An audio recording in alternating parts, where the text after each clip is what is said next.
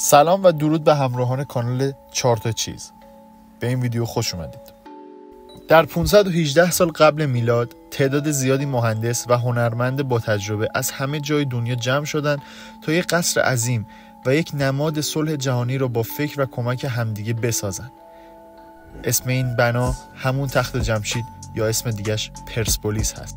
حکومت کوروش کبیر که در اون زمان بر نیمی از جهان حکومت میکرد به همچین بنایی نیاز داشت که به دستور خود کوروش بزرگ این بنا در نزدیکی سرزمین فارس در کوهی نزدیک مرودشت کنونی ساخته شد.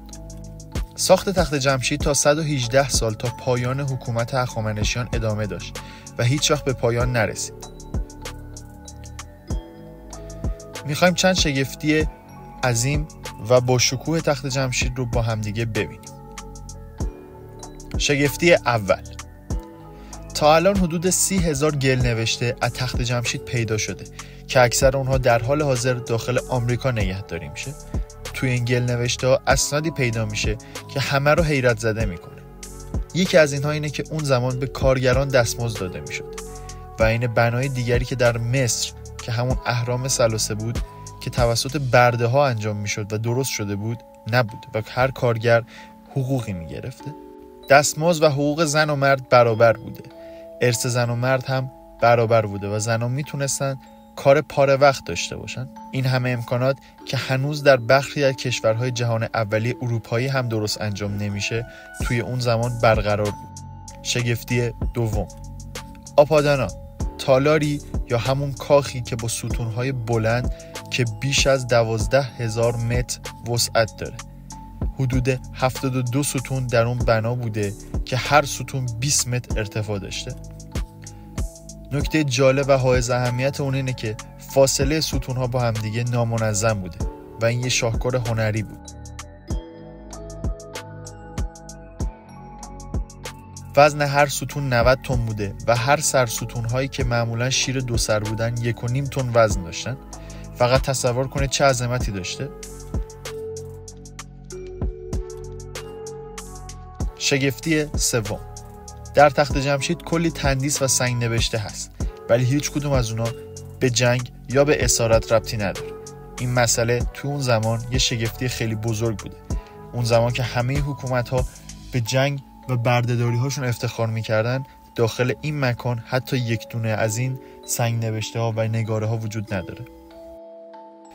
شگفتی چهارم، کانال های زیرزمینی داخل تخت جمشید هست که فکر کنم خیلی کم به اون توجه شده و اهمیتی به اون نمیدن.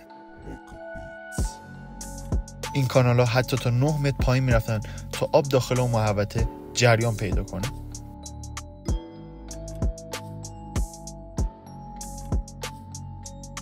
شگفتی پنجم، همه تندیس های تخت جمشید دارای رنگ های متفاوتی بودن که با سنگ های مختلف که رنگ های مختلفی داشتن، میشه از طلا، نقره و چیزهای دیگه‌ای که هر کدوم رنگ مختص به خودشون رو داشتن.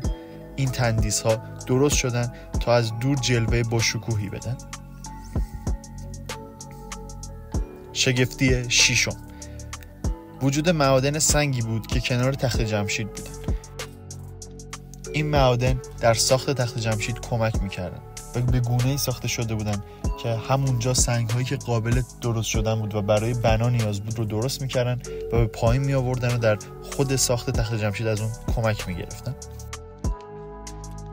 شگفتی هفتم، در متن‌های قدیمی فهمیدیم که کنار تخت جمشید شهری بزرگ بوده به اسم پارسه که هزاران نفر اونجا زندگی میکردن. این شهر در حال حاضر زیر خاک‌های کشاورزی مدفون شده، اما هر سال چندین تا محقق میرن اونجا تا بفهمن که اون شهر چی بوده و از اون اطلاعات بیشتری به دست بیارن. و شگفتی آخر، در زمان داریوش بزرگ حکومت هخامنشیان به این معتقد بودن که میتونن برای آیندگانشون پیامی بذارن و با اونها حرف بزنن.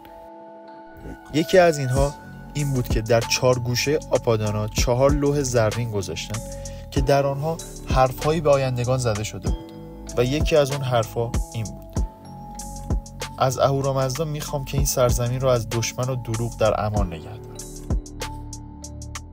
همچین بنای باشکوهی درون کشور خودمون هست و با تاریخی خیلی عظیم و گسترده. خیلی ممنون که تا اینجا ویدیو همراه ما بودید. حتما چنل رو سابسکرایب کنید، زنگوله نوتیفیکیشن رو فشار بدید و منتظر ویدیوهای بعدی باشید. خیلی ممنون، با سپاس از توجهتون.